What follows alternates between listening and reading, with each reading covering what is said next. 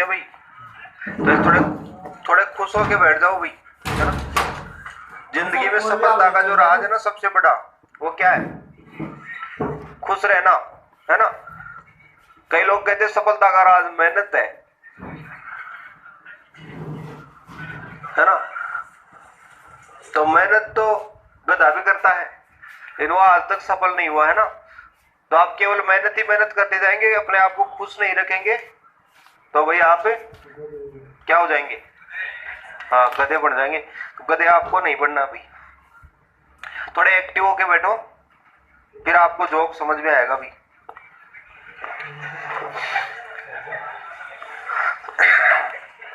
हाँ, एक बार क्या था, एक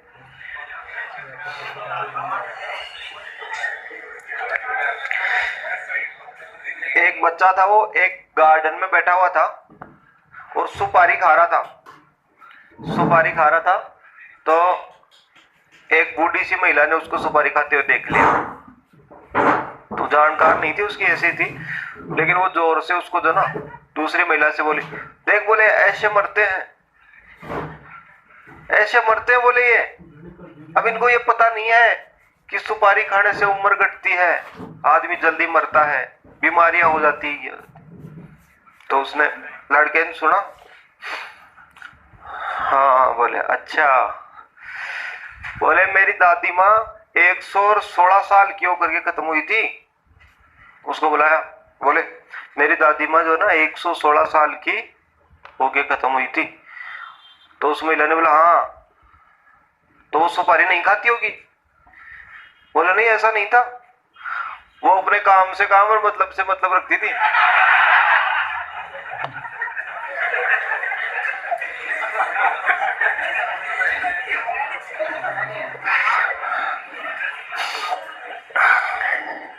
बोले फालतू बातों में टांगड़ी नहीं उड़ाती थी इसलिए वो।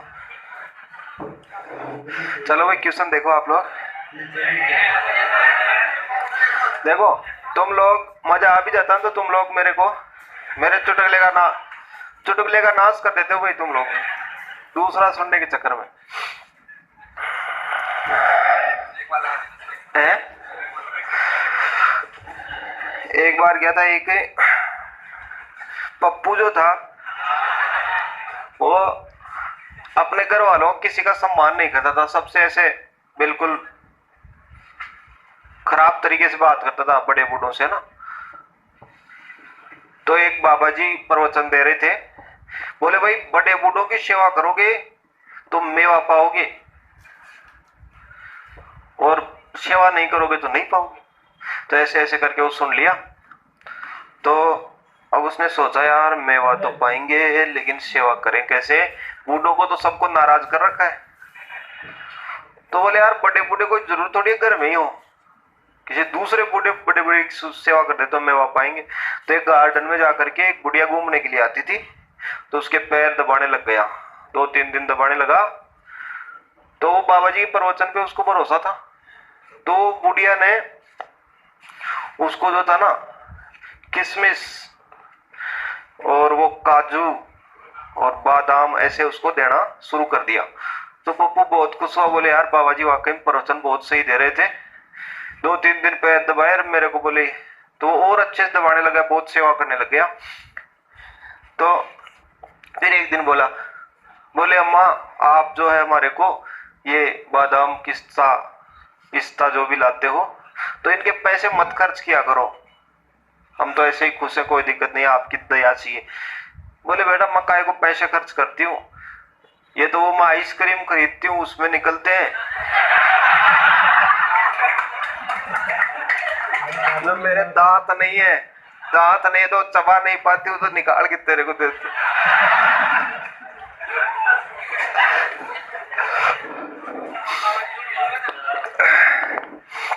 हाँ तो भाई देखो, पप्पू जाके बाबा जी को पीटने लग गया, बोले साले। हाँ तो देखो भाई इसमें ये तो मैंने आपको समझा दिए थे कि जैसे 170 का 40% कैसे निकालोगे, 40%, तो ये तो परसेंटेज चिन्ह है ना, 7 टॉपिकों में परसेंटेज चिन्ह बीच बीच में आने वाला है, तो आप इसका सिस्टम ये समझ लो कि इसका मतलब क्या है, बटे 100, यानी इस संख्या के नीचे का 100 है तो क्या होगा, इसके 2 जीरो से या तो 2 जीरो कटेंगे या फिर क्या होगा, या 2 अंकों बाद पॉइंट, तो कितना होगा 17 चौके 68 हो गया। लेकिन मान लो क्वेश्चन ऐसे होता 13 का 4% तो क्या होता, तो 4% प्रतिशत चिन्ह आ गया ना, तो प्रतिशत चिन्ह का मतलब कि नीचे 100 है तो 100 नीचे है, तो 13 चौके 52 बटे 100 यानी कितना 0.52, तो 0.52 इस तरीके से ऐसे ऐसे आ जाएगा।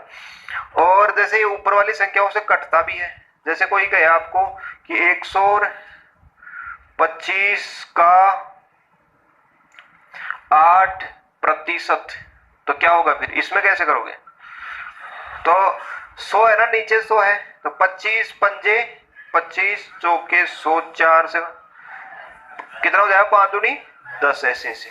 तो इसमें हैबिट बनानी पड़ेगी, शुरू शुरू में आपको जरा अटपटा सा लगेगा कि भाई सूत्र ही नहीं लगाया वो नहीं लगाया, लेकिन आदत पड़ जाएगी। तो ये 60 टॉपिकों में यही बेसिक है, परसेंटेज चिन्ह सब में आता है। जैसे आप लाभ आने का टॉपिक पढ़ोगे तो उसमें ऐसे आएगा 20% लाभ हुआ, 10% लाभ हुआ ना। चक्रवृद्धि ब्याज पढ़ोगे तो उसमें ब्याज दर होगी 8% ब्याज दर, ये वो। तो इस तरीके से इनको परसेंटेज चिन्ह को अच्छे समझ जाते हैं ना, तो उनके बेसिक में अपने को एक्स्ट्रा दिमाग लगाने की जरूरत नहीं होती, वो बहुत सीधे सरल क्वेश्चन साबित होते हैं।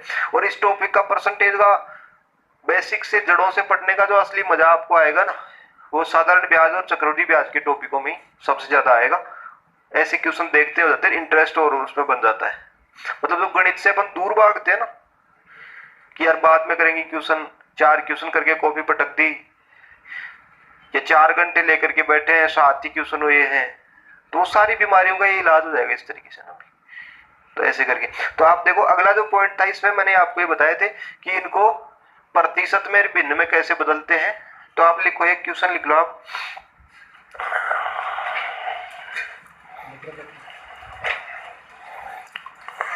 एक 140% को दशमलव में बदलो,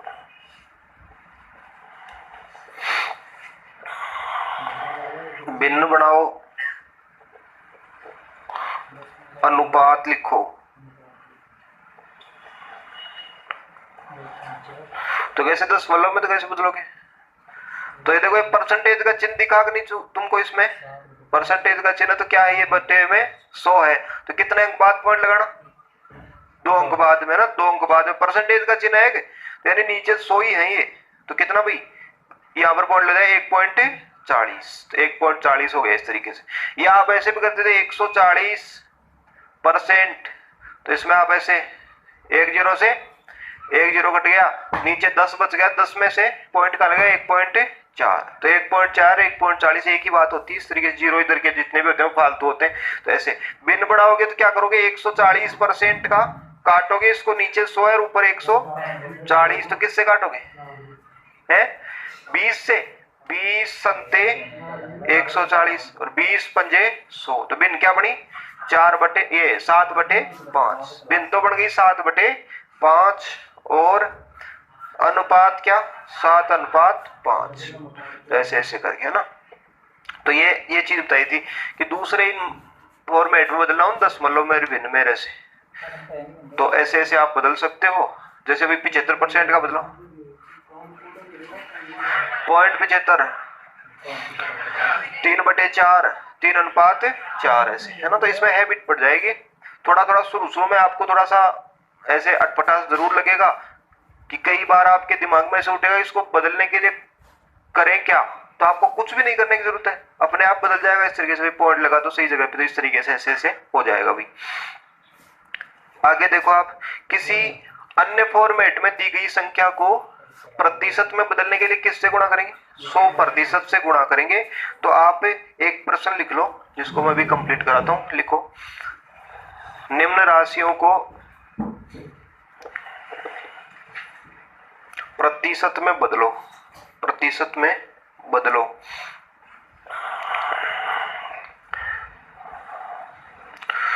पहला लिख लो 3/5, दूसरा लिख लो 1.85, तीसरा 3:4। चौथा कोई संख्या लिख लो भाई, 1 है वो लिख लो। पांचवे में 3 लिख लो।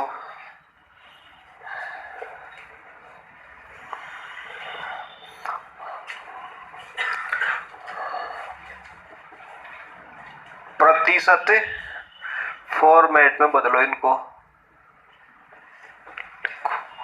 तो प्रतिशत फॉर्मेट में लेना, तो प्रतिशत फॉर्मेट का क्या मतलब कि उसके साथ परसेंट वाला चिन्ह आ ही जाना चाहिए। तो किससे गुणा करते हैं? 100% से गुणा करते हैं। 100% से गुणा करते हैं तो 100% से गुणा करके छोड़ देते, परसेंटेज चिन्ह को छेड़ते नहीं है। तो कितना, 5, 20, 20 दिया 60%, ऐसे है ना भाई। ये गुणा करोगे 100% से तो क्या है, तो इसमें भाई आपका 2 जीरो से 2 पॉइंट हट जाए, कितना 185%। ये बताओ 3:4 3/4 गुणा 100%, तो 100% तो कितना, 25 दिया 75% है ना। ये बताओ 100% है ना, कैसे गुणा कर दिया 100% से, तो कितना हो गया 100% से। संख्या रेखा पर इसको 100% माना जाता है। 3 बराबर 300%, 4 बराबर 2.5 बराबर 2.5 बराबर कितना 250%, ऐसे ऐसे है ना। तो ऐसे परसेंटेज में बदलना हो तो आप ऐसे कर सकते हो।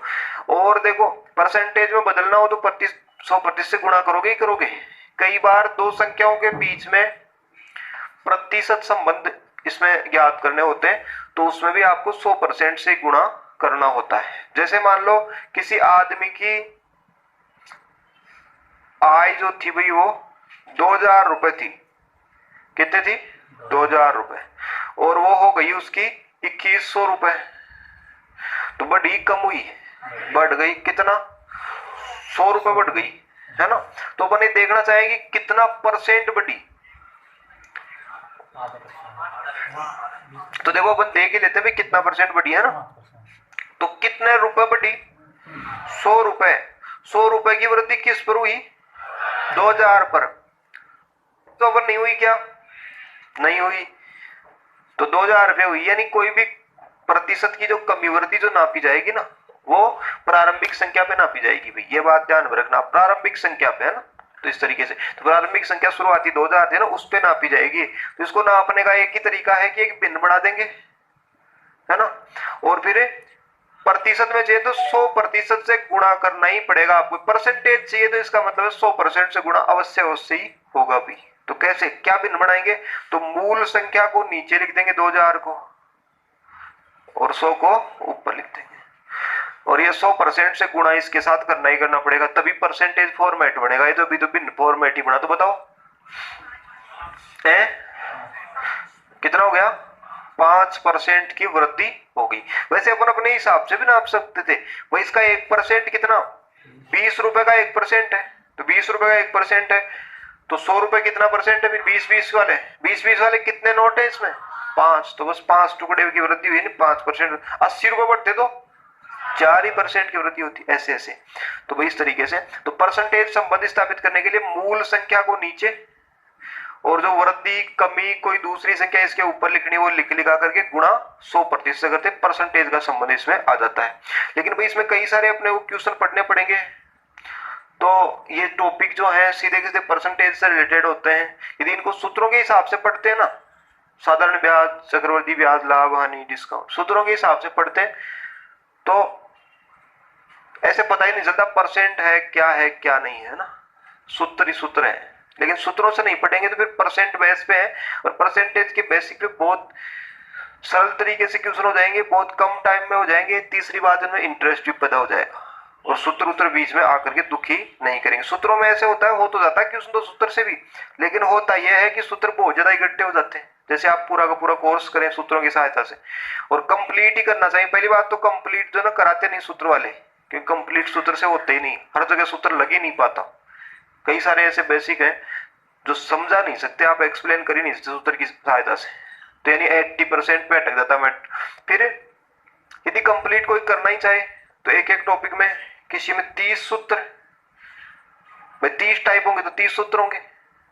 किसी चैप्टर में 50 टाइप क्वेश्चनों की होगी तो 50 सूत्र। त्रिकोणमिति बीजगणित आ गए तो उनका कोई ठिकाना ही नहीं कितने टाइप और कितने सूत्र। तो ऐसे करके कई लोग बहुत महान महान है जयपुर में भी, तो 800 तक सूत्र लिखा देते हैं, कॉपियों पर आ देते हैं इस तरीके से, और स्टूडेंट कहीं पर भी ऐसे देख नहीं पाता कि उसको समझ में आ रहा है कि नहीं आ रहा। वो तो कहता बाकायदा बिल्कुल आ रहा, साफ क्वेश्चन आ गया अपने को। कैसे? क्योंकि वो ऐसे करा था, क्वेश्चन लिख दिया इधर और सूत्र लिखा दिया नीचे। सूत्र है साहब 2ab बटे a प्लस b, ऐसे कोई सूत्र लिखा दिया, इस टाइप का ये सूत्र लगा दो। तो वो क्वेश्चन में कोई सॉल्यूशन नहीं करेगा, न कुछ समझेगा। वो क्या करेगा, इस क्वेश्चन में a और b दो संख्याएं ढूंढेगा कि यार कभी भी वो दो संख्याएं मिले, तो वो दो ही संख्याएं होती हैं क्वेश्चन में, तो वो उसको दो संख्याओं को उखाड़ा इसमें से, बाकी मैटर खाक न समझेगा न करेगा। दोनों संख्याओं को इधर इधर उखाड़ के इसमें लिखा, कैलकुलेशन करते उत्तर कितने सेकंड लगे, 50 सेकंड में क्वेश्चन हो गया। स्टूडेंट खुश होता है 50 सेकंड में हो रहा है, मजा आ जाएगा। फिर दूसरी टाइप का सूत्र क्या, ए बी बटे 2a प्लस बी, सूत्र दूसरे टाइप का। और यार ये भी आ गया, ए बी को उखाड़ के डाला उत्तर ये। तीसरा सूत्र क्या, ए बी बटे ए प्लस बी, और ये भी हो गया। वाह यार खूब तेजी से हो रहे। चौथा क्या, ए प्लस बी सूत्र ए बी, और ये भी क्वेश्चन आ गया। तो ऐसे ऐसे करके ए बी सी और एक्स वाई जेड पूरी गणित इसी में होती है। और फिर जब एग्जाम में फिर घर पे जाता है तो उसको क्वेश्चन आता है घर पे, तो कैसे आता है, कॉपी खोल लेता, हाँ अरे यार हाँ इस टाइप का क्वेश्चन ऐसे, हाँ ये सूत्र था, यही तो था। तो ये ले ए बी, ये ले 17 उत्तर। अरे वाह यार, वापस पहली बार गणित आ गई है ना। ऐसे नहीं कि भाई आखिरी बार भी आ गई है ना, ऐसे नहीं सोचेगा। तो ऐसे ऐसे आ गई, फिर एग्जाम में जाता है, अरे यार इसमें ए बी तो था, ए बी हाँ याद नहीं आ रहा, हाँ ए बी तो था, ए बी ये यार A B A plus B, दो किधर था यार इसमें, अरे यार शायद यही था, तो उसमें कर लिया यार क्वेश्चन। ऑप्शन मिल गया तब तो ठीक है, और ऑप्शन नहीं मिला तो बस फिर बाकी की बच्चे कुछ क्वेश्चन भी वो भूल जाता है इस तरीके से। तो ये झंझट आपको करना नहीं पड़ेगा, इसलिए थोड़ा मैं आपको इस टॉपिक में ज्यादा ताकत लगाऊंगा। तो इसमें आपको जो ना भी थोड़ा ज्यादा पढ़ना पड़ेगा, लेकिन आपको उसका फुल फायदा मिलेगा उसके बाद में। देखो कुछ कैलकुलेशन के लिए अपने को कुछ भिन्ने जो है उनके परसेंटेज निकालने हैं और उनको याद करना है ना। तो इसके लिए आप देखो, संख्या रेखा पर एक का मतलब क्या होता है, 100% होता है, 100% होता है ना। कैसे पता चला, गुणा करके देख ले, तो 1 बराबर 100%। तो गुणा किया 100 तो 100% हो गया। तो आप देखना इसमें ये जो भिन्न होती हैं कुछ, उनके मान अपने को बीच बीच में कैलकुलेशन में आते रहेंगे भाई। जैसे एक का मतलब क्या समझे, 100%, तो कितना हो गया 1/1 100% हो गया। इस तरीके से है ना, समझना। आप लिखना मत, अभी लिखना मत, पहले दिमाग में सेट हो जाए उसके बाद में, है ना। 100/2 यानी 50%, 100/3 यानी 33 सही, 1/3, 4 का 100 है 25%, ऐसे ऐसे है ना। और ये 20, लेकिन अपन देखो थोड़ा अच्छे से समझते हैं इनको, है ना भी, कि एक तो एक भाई इसका आधा, इसका मतलब तो 100% हुआ ना, इसका आधा होता है 1/2, इसका मतलब क्या होता है आधा, आधा कितना 50%, हाफ आधा भी पूरा 100% होती है कोई चीज, तो आधी कितनी होगी 50%। 1/4 इसकी आधी, तो इसकी भी आधी 1/4, तो कितना 25%। इसकी आधी 1/8 12.5। भाई देखो इसकी आधी है तो 25 की आधी आएगी, तो इस तरीके से। तो ये तो अपने को पता ही है 100% और 50 और ये 25। 1/8 का मतलब कितना है 12.5, तो ये थोड़ा ध्यान में रखना, 1/8 का मतलब 12.5%। 1/4 का तो वैसे दिमाग में सेट होता 25%, आधा यानी 50%, और ऐसे। तो 1/8 बराबर कितना 12.5 होता है। और बैंक की एग्जाम होता है 1/16 का भी याद करना पड़ता है, कैलकुलेशन तो आता उसमें, तो कितना इसका भी आधा यानी इसका आधा कितना 6.25%, है ना। बैंक वालों के लिए, एसएससी वालों के लिए ज्यादा काम का नहीं है। तो कहने का मतलब है कि इसमें रटने वाली चीज एक तो 1/8 है, कितना है 12.5%। तो ये आपको ध्यान में रहनी चाहिए। और बैंक की कोई एग्जाम फाइट करनी चाहिए 1/16 को ध्यान में रखो, 6.25। जैसे 1 रुपया होता है ना, उसमें 16 आने होते हैं या होते थे, तो इस तरीके 16 आने होते थे, तो उस तरीके से एक आना कितने पैसे का, 16 का भाग था 100 रुपए में, 100 पैसे में, तो कितना, एक आना 6.25 पैसे का होता था भाई। 4 आना कितने का होता, 25 पैसे का था, तो 25 में 4 का भाग तो 6.25। तो इस तरीके से 1/16 यानी 6.25 6.25% के बराबर होता था अभी। तो ये बात आप लिख लेना, बैंक वाला कोई हो तो, बैंक के लिए कोई एग्जाम देनी हो तो 1/16 का मतलब लिख लेना कितना, 6.25। और 1/8 का आपको पता है कितना, 12 तो ऐसे ऐसे भिन्न है भाई ये। तो आप देखो ये तो कितनी है, 100%, 50%, ये 33 सही, 1/3%। भाई 100 में 3 का भाग 33 या 99, 1/3, 33 से 1/3, ये 25% है ही। ये देखो 100 में 5 का भाग दे तो 20%। भाई देखो ऊपर वाला 100% है, गुणा करते चाहे तो 100% से लो, 100% से गुणा करेंगे, परसेंट में बदलने के लिए 100% से तो गुणा करते हैं, तो क्या आएगा, 5 से कट के 20%। तो 1/5 बराबर कितना हो गया, 20%। और एक देखो ये भी अच्छा परसेंट है, कितना, 100/10 यानी 10%, इस तरीके से। तो 1/10 का मतलब 10% हो गया, और 1/5 का 20% हो गया। ये तो आपको मालूम ही, कितना, 33 सही, 25%, 20%, और ये मालूम है क्या, 12.5%, और ये कितना था, 10%, ऐसे है ना भी। तो आपको इसमें से मेन तो मालूम है, तो कितना, 1/10 का मतलब 10%, 12.5%, 20%, 25%, 33 सही, 1/3%, 50% और 100%। तो मुख्य तो आपको सारे याद हो गए, कितने याद नहीं हुए, 4 याद नहीं हुए ना, 4 को थोड़े ठंडे दिमाग से याद कर लेना। तो देखो कौन से याद नहीं हुए, 1/6, 1/7, 1/9 और 1/11। तो देखो ये दोनों अपन यदि 100% से गुणा करते हैं तो 11 का भाग जाए कितनी बार है, 100 में 9 बार जाएगा, 9 बार 9, 11 9 99, बचा कितना, 1/11, ऐसे आ गया। इसको 100% से गुणा कर दे तो 9 का भाग कितनी बार गए, 11 बार, 11 सही 1/9%। तो देखो इसमें याद करने वाली कोई खास बात नहीं है, 11 है तो 11 का भाग 100 में जाता तो 9 बार ही जाता है, तो 9 सही 1/11, तो टी पे देंगे कि इधर का इधर है ना, 9 सही 11 का 1/11 का मतलब 9 सही 1/11, और 1/9 बराबर कितना, 11 सही 1/9। तो आपको इसमें कोई ज्यादा दिक्कत नहीं आएगी, 1/9 यानी 9 का भाग 100 में देंगे तो 11 सही, 9 नीचे है तो 11 सही 1/9। क्या हुआ, इसको थोड़ा हिला देना।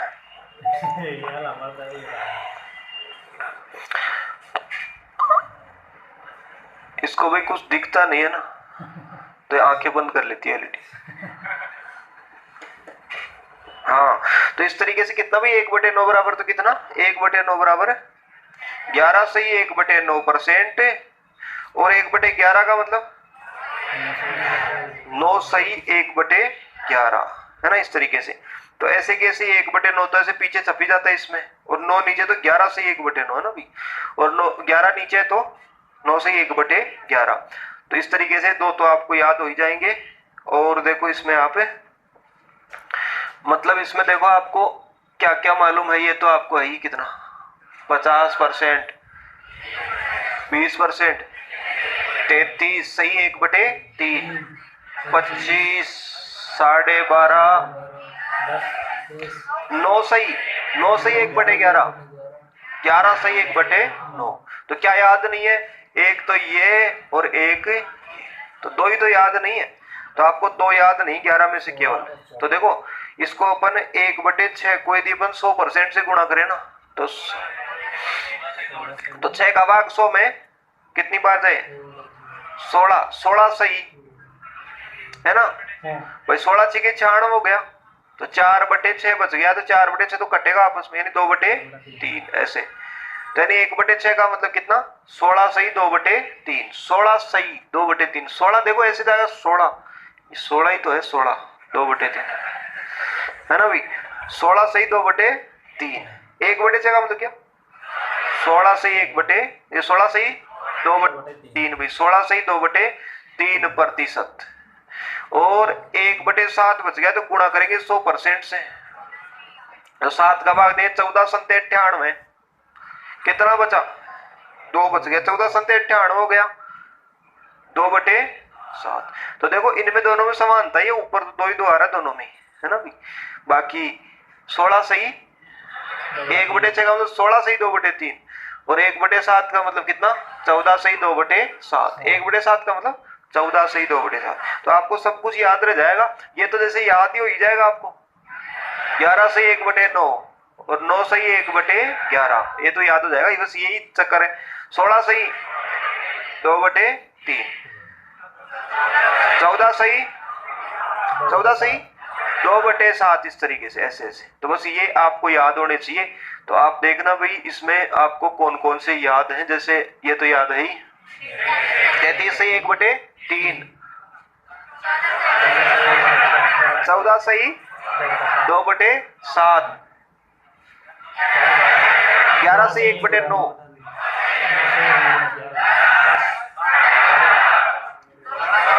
16 सही 2/3, 14 सही 2/7। देखो 16 तो सही 2/3, तो ये तो याद हो गया आपको, जबकि ये पूरा याद नहीं हुआ। 14 सही 2/7, 7 ऐसे कैसे उतरता है इस तरीके से, 7 दूनी 14 इधर है ये इस तरीके से, तो ऐसे ऐसे है, तो करीब करीब सारे याद हो गए। तो आप एक ऊपर एक पॉइंट लिखो इसमें, अंत परिवर्तनीय प्रतिशत, अंत परिवर्तनीय प्रतिशत।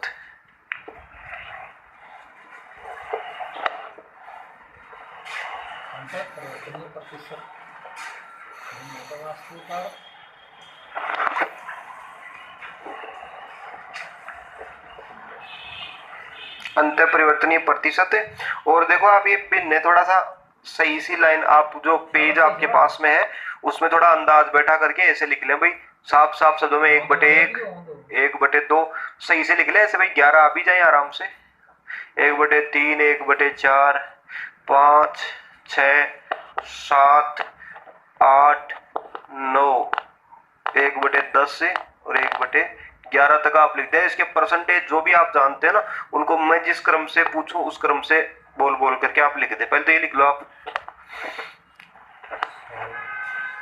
ये कितना है लिख दो, है 20% है क्या, तो 20% है तो 20% लिख दो भाई, ये लो। और ये 33 सही 1/3% है, और ये क्या 50%, और ये 25% है ना भाई, और ये 100%, और ये 16 सही 2/3%, और ये 14 सही 2/7%, 12.5% है, 11 सही 1/9% है ना भाई, 10%, 9 सही 1/11%। और ऊपर आप हेडिंग डालना अंत परिवर्तनीय प्रतिशत। तो देखो अंत परिवर्तनीय प्रतिशत का मतलब ये है कि ये जो पॉइंट है वो कैलकुलेशन में तो अपन काम में लेंगे ही, है ना, बैंक वगैरह में जो सीधे क्वेश्चन आते हैं, लेकिन इसके साथ साथ इसके कई सारे उपयोग हैं। करीबन 10-12 टाइप के क्वेश्चन ऐसे बनते हैं अलग अलग टॉपिकों में, प्रतिशत में बनते हैं, लाभ हानि में बनते हैं, सरल ब्याज में बनते हैं, और भी कई टॉपिकों में बनते हैं, जैसे डीआई का जो टॉपिक होता है उसमें बनते हैं। तो इस तरीके का जो मैटर होता है उसमें यदि आप इसको अच्छे से समझ लेना तो क्वेश्चन को आप डायरेक्ट कर सकते हैं, कोई गलती भी नहीं होगी और आराम से आप 5-10 सेकंड में उत्तर दे सकते हैं। लेकिन इसके उपयोग जो है ना एक एक करके अपन समझेंगे भाई। तो देखो आपको ये पिन है तो आपको याद होनी चाहिए, हो भी गई होगी थोड़ी बहुत, और फिर रिपीट करवा देंगे तो फिर हो ही जाएगी, कोई टेंशन नहीं है ना। लेकिन इससे संबंधित कई सारी चीजें आप डायरेक्ट इसमें ज्ञात कर सकते हैं। जैसे आपको 1/9 का पता चल गया ना कितना परसेंट होता है, तो इसके बराबर कितना 11 सही 1/, तो जैसे 2/9, 3/9, 4/9, 5/9, 6/9, 7/9, 8/9 है ना। तो ऐसे ऐसे आपको इसमें कुछ रटना नहीं है, थोड़ा सीखना है। तो इससे होता क्या है, इससे एक तो क्वेश्चन टाइम पे हो जाता है कई सारे कैलकुलेशनों में, जहां पे ये बीच में आते हैं ना कैलकुलेशन। भाई देखो आपको करना क्या होता है, जैसे लाभ हानि का कोई टॉपिक सोल्व करोगे आप, तो इसमें ऐसे होता है कि कोई वस्तु थी 120 रुपए की और 140 रुपए की उसको बेच दिया गया। थोड़ा सा सेट करना है। 120 रुपए की चीज थी और 140 रुपए में उसको बेच दिया गया। तो जैसे भी लाभ हो गया कितने रुपए का, वो भी 20 रुपए का हो गया। जैसे 20 रुपए लिखने पड़ते हैं, किस पे हुआ 120 पे, तो 120 को ऐसे नीचे लिख दिया। कितना परसेंट हुआ, तो ऐसे 100% से लिख करके गुणा करके परसेंटेज निकालने पड़ते हैं। इसकी बजाय यदि अपन ऐसा कितना आया तो ज्ञात करना पड़ेगा। इसकी बजाय अपन ऐसा करें इस बिंदु का ही पता कर ले कितना 1/6 है, तो कितना परसेंट है 16 से 2/3। तो ऐसे कैलकुलेशन तो करने में तो क्वेश्चन में गुणा भाग तो आएगा ही, तो गुणा भाग कई जगह कंट्रोल में आता है इसमें 1/6 यानी 16 से, यानी गुणा भाग इसमें बच जाता है। और गुणा भाग को कम करके यूज करना। 10th क्लास जब अपन ने परीक्षा दी थी, आप में से कई लोगों की मैथमेटिक्स 10th क्लास में छूटी होगी, तो वहां पर इसका आइडिया अलग था कि अपने नंबर कब आएंगे, जब आप कॉपी को फुल भर के आओगे ना, कि उसमें गुणा और भाग ऐसे कर करा करके लिख लिख करके इतनी सिद्धम और चूंकि इसलिए है ना, माना कि वो सारे के सारे भर के आओगे आप फुल, तो फिर आपके नंबर ज्यादा आते वहां पे, है ना। ऐसे नहीं तो सारा दुखी हो गए 2-4 नंबर तो एग्जाम में दे सकता। तो वहां पर तो ऐसा आइडिया था, यहाँ ऐसा आइडिया नहीं है। यहाँ तो जितना आप कम लिखोगे उतना आपको टाइम कम लगेगा, उतने आप ज्यादा क्वेश्चन कर पाओगे, जिसके ज्यादा नंबर आएंगे वो पास होगा इस तरीके से। तो ऐसा है, तो कैलकुलेशन को अपने को कंट्रोल में रखना है, तो उसके लिए काफी काम में आने वाली चीज है। तो आप देखना इसको, जैसे आपको 1/6 हो गया, तो 1/6 लाभ हो गया, तो आप क्या लिख देते वहां पे 16 से 2/3% लाभ हो गया। देखते बता सकते थे आप, है ना, 5-10 सेकंड बच जाएंगे। लेकिन ये तो छोटे से थोड़े से ही पॉइंट आपने याद किए, और भी कई सारी चीजें आ सकती हैं, तो उनका एक थोड़ा आइडिया हो ना दिमाग में, तो अपन तेजी से क्वेश्चन कर सकते हैं। तो आप देखो 1/9 का मतलब है 11 से 1/9। देखिए 2/9 का अपन सोल्व करें, 2/9 गुणा 100% करते हैं ना अभी, तो 200 हो जाएगा ऊपर। तो 200 में अपन भाग लगाते हैं 9 का, तो 9 का भाग 20 में 2 बार जाए क्या, 9 दूनी 18, 20 में चला गया 2 बार, बच गया कितना 2 बच गया। तो 2 क्या आगे उतार लो 0, 20 में 9 का भाग फिर कितनी बार गया 2 बार, तो 2 बार और चला गया 18, बचा कितना 2, तो 2/9, तो कितना आया 22 सही 2/9 ऐसे करके, है ना भाई। तो 1/3 था, ये तो 1/3 था, तो 33 सही 1/3। लेकिन इसको आप छोड़ो, इस पे चलते हैं, तो गुणा 100% से करें ना इसको, तो 400/9 हो गया, तो 9 का भाग 400 में 9 चौके 36, और बचा कितना 4, 40 में 9 चौक 36, 4 बच गए 4/, तो ऐसे भी 44 सही 4/9 ऐसे ऐसे आई। लेकिन कैलकुलेशन करे कौन भाई, किसके पास टाइम होता था। अब एक बात समझना इसमें भाई, देखो 9 तो इसका बेस संख्या है, आधार संख्या है, और 1/9, 2/9, 3/9, 4/9 ऐसे है। तो अपन देखो इसमें इससे गए तो क्या हुआ, ऊपर से संख्या दुगनी हो गई, तो ऊपर से दुगनी हो तो परसेंटेज भी ऊपर से दुगनी हो जाएगी। अब आप कहोगे ऊपर से कहां से, तो ऊपर एक तो ये रहा, तो इसको दुगनी करो तो 11 दूनी 22 सही, और एक ऊपर ये रहा, एक का दुगुना 2, यानी कितना 11 सही 1/9, दुगुना करोगे तो 11 दूनी 22, 2/9। ये क्या था 4 गुणा, तो 4 गुणा आप ऐसे कर लेते, 4 गुणा हो गया, तो 11 चौके 44 सही, और 4/9 ऐसे कैसे चिपका दो इसमें भाई, क्या गुणा और क्या चौगुना, इस तरीके से आपको ये करना था। तो 5 गुणा हो गया क्या, 5 गुणा कितना 11 बजे 55 सही 5/9 परसेंटेज, कितना 66 सही 66 सही 6/9, तो कट जाएगा फिर 2/3 हो जाएगा लास्ट में ना 20 तरीके। 77 सही भाई 7 गुणा हो गया, तो ऊपर से 7 गुणा कर ले, 11 7 77 सही 7/9। लेकिन मैं तो अभी समझा रहा हूँ, आपके दिमाग में बैठाना मेरे को दूसरे तरीके से अभी, तो अभी आप समझ नहीं, बाकी डायरेक्ट इसमें हो जाएगा, कोई दिक्कत नहीं है ना। तो ये हो गया, इसमें बताओ 88 सही 8/9 इस तरीके से, तो ऐसे इसमें हो जाएगा। लेकिन देखो आप इसके साथ कनेक्ट करते हैं, जैसे ये इसका क्या होगा, तो ये जैसे क्या था ऊपर वाला तो आप जानते हो, 9 सही 1/11 है ना। तो दुगुना करें तो 9 दूनी 18 सही 2/11, 27 सही 3/11, 37 सही 4/11। तो ऐसे ऐसे हो जाता है बीच में ना। पर ये कितना 45 सही है ना। लेकिन आप तो एक उसके आधार पे आप सोल्व कर रहे हो क्वेश्चन को। अपने को ऐसे एक चीज का सहारा लेके दूसरे नहीं निकालने, अपने क्वेश्चन जो होता है ना डायरेक्ट निकालना सीखना है अभी। और गणित में ऐसा हर बार पॉसिबल होता है। यानी दो बातें हो गई। जैसे आपने 5/9 का बताओ 45 सही 5/11 है ना। यानी 5/11 का तो आपने क्या बताया 45 सही 5/11 है ना। और अभी जैसे आप उसमें कर रहे थे पीछे वाले क्वेश्चन में, जैसे इसमें आप कर रहे थे, तो इसका मतलब क्या था 11 सही 1/9 था। और जैसे इसका क्या था 77 सही 7/9। तो ऐसे कर रहा था आपने किसका भी 7/9 बराबर कितना 77 सही 7/9। लेकिन आप उसके अंदाज से आप इसको कर पाए थे। तो देखो ना इसका सहारा ले तो फिर एग्जाम में ये उतारना पड़े, फिर ये करना पड़े, तो इतना टाइम किसके पास होता अभी। तो देखो डायरेक्ट सीखने का प्रयास करो, थोड़ा सा ठंडे दिमाग से सोचना तो आराम से आ जाएगा भी है ना। किसी भी के नीचे 11 या 9 आ जाए ना, सबके लिए होता है इस तो नियम में 11 9 आया तो इसकी परसेंटेज निकालनी हो ना, तो नीचे 11 हो तो 9 से गुणा करो 9 पंजे 45 सही 5/11। भाई ऊपर वाले को किससे गुणा करो 11 नीचे आते तो 9 से 9 पंजे 45 सही 5/11। नीचे 9 आए तो 11 से 11 7 77 सही 7/9।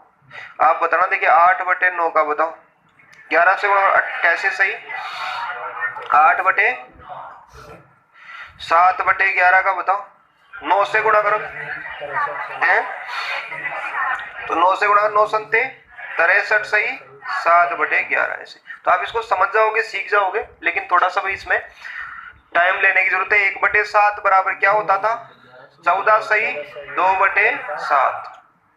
तो मैं आपसे कहूं कि भाई 3/7 कितना हो, तो फिर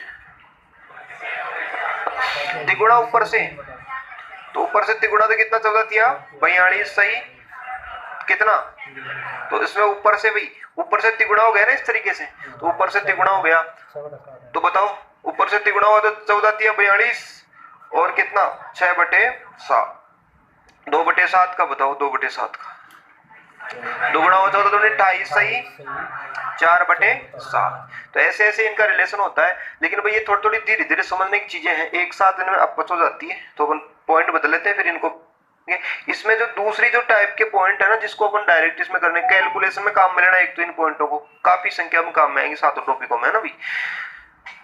इसके अलावा देखो ये कुछ क्वेश्चन बनते हैं इसमें 10-12 टाइप के अलग अलग टाइप के, वो इससे आराम से सोल्व होते हैं। तो आपको ये पता है कि ये कितना परसेंट था भाई 100। तो देखो मैं एक बार आपको अलग से लिखता हूं इन पॉइंटों को, आप बताना 1/1 1/2 3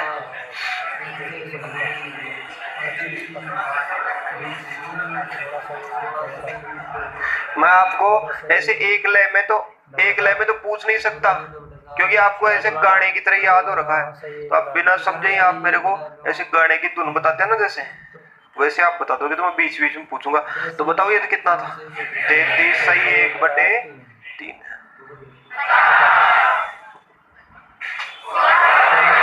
16 सही 2/3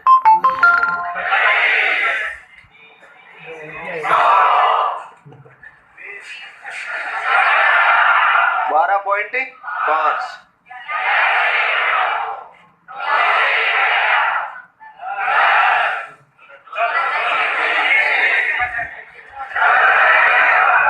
ऐसे है ना भाई। तो ये आपको ये भिन्न आपको इसमें कंटिन्यू याद है। लेकिन देखो अपने एक क्वेश्चन लिखते हैं, लिखो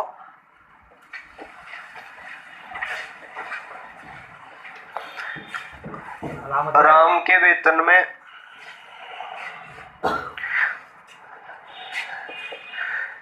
25% की वृद्धि कर दी गई। राम के वेतन में 25% की वृद्धि कर दी गई, तो इसके वेतन में वापस कितनी कमी करें, कमी 20%। वापस कितनी कमी करें जिससे उसका प्रारंभिक वेतन प्राप्त हो सके।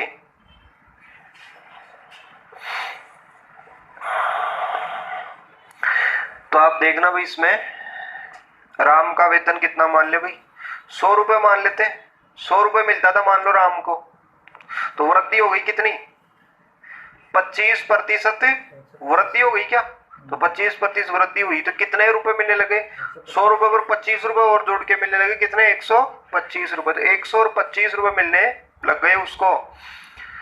लेकिन अपन चाहते हैं उसके उतने ही कर दिए जाए जितने उसको पहले मिलते थे, तो कितने कितने वापस काट ले हैं, 25 रुपए ही काटे भाई, 25 रुपए ही बढ़ाए थे, बढ़ाए कितने थे, वृद्धि तो 25% हुई थी, लेकिन रुपए भी तो अपन ने 25 रुपए ही बढ़ाए थे, तो अपन वापस कितने काट ले उसके, 25 रुपए ही काट ले वापस, तो 100 पे आ जाएगी उसकी सैलरी। तो कितना परसेंट हुआ, तो देखो एक चीज ये होती है कि पहले जो 25 रुपए बढ़े थे ना, वो तो 100 रुपए पर बढ़े थे, तो ये इतने निकले थे 25 बटे 100 और गुणा 100% करने के चक्कर में ये कट के 25% की वृद्धि हुई थी।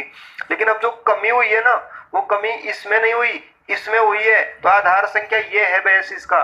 तो बताओ ये कमी जो रुपए तो उतने ही कटे, 25 रुपए उसको बढ़ा के दी तो 25 रुपए अपन ने वापस काटे, लेकिन किस पर काटे, 125 में से, तो 25 लिखा जाएगा किस में से, 125 में से 125 नीचे लिखा जाएगा, गुणा किया जाएगा 100% से, या फिर गुणा नहीं किया जाएगा, जरूरत ही नहीं पड़ेगी। बताओ 1/5 मतलब कितना, 20% की कमी, तो यानी 25% की वृद्धि, 25% की इस वृद्धि को कैंसिल कराने के लिए आपको है क्या करना पड़ा, 20% की आपको कमी करनी पड़ी। यानी ऐसे इसमें पड़ोसी संख्या आ गई भी है ना, ऐसे तो ऐसे आ गई होगी, कोई भूल चूक भी हो जाती है भी कई बार। जैसे आप एक क्वेश्चन अपन ऐसे लिखें कि किसी संख्या में 10% की कमी हुई, चीनी के भाव में 10% कमी होगी, लिख लो आप, चीनी के भाव में 10% की कमी हुई,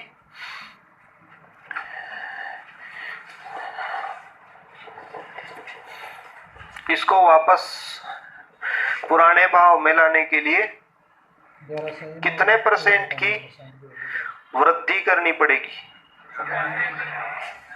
तो देखो भाई 100 रुपए कोई चीज होती, मान लो 100% थी, तो कितनी, 100 से कितनी कर दी आपने, 10% कमी करके है 90 रुपए कर दी, ठीक है भाई, तो 10 रुपए आपने इसमें से कम कर दिए, 10 रुपए की कमी करी, वैसे 10% निकली, क्योंकि 10% हो रहा था किस पे, 100 पर हो रहा था, तो इसमें माध्यमिक शिक्षा बोर्ड की परिभाषा लग गई सीधी, क्या 100 पर 10 की वृद्धि यानी 10%, तो चलो ये तो परसेंट हो गई, 10% सीधी हो गई, लेकिन अब कमी कैसे करें, कितने रुपए वापस वृद्धि कितनी करें, वापस 10 रुपए ही बढ़ाने पड़ेंगे ना, तो 10 रुपए की बढ़ोतरी कर दो भी इसमें, तो किस में करी, तो 10 रुपए की बढ़ोतरी 90 पर करी, तो परसेंटेज निकालने के लिए 100% से कर दे गुणा, लेकिन क्यों कर दे, नहीं करेंगे, तो 1/9 गई, 1/9 यानी कितना, तो 11 से 1/9% क्या वृद्धि करनी पड़ी। देखो देखिए ये संख्याएं भी ठीक है इसमें, तो ये वही ये तो आपने क्या करी थी कमी, तो वृद्धि क्या हुई, इससे बड़ी वाली संख्या ऐसे करके, तो ये भी पड़ोसी संख्या ही आ गई।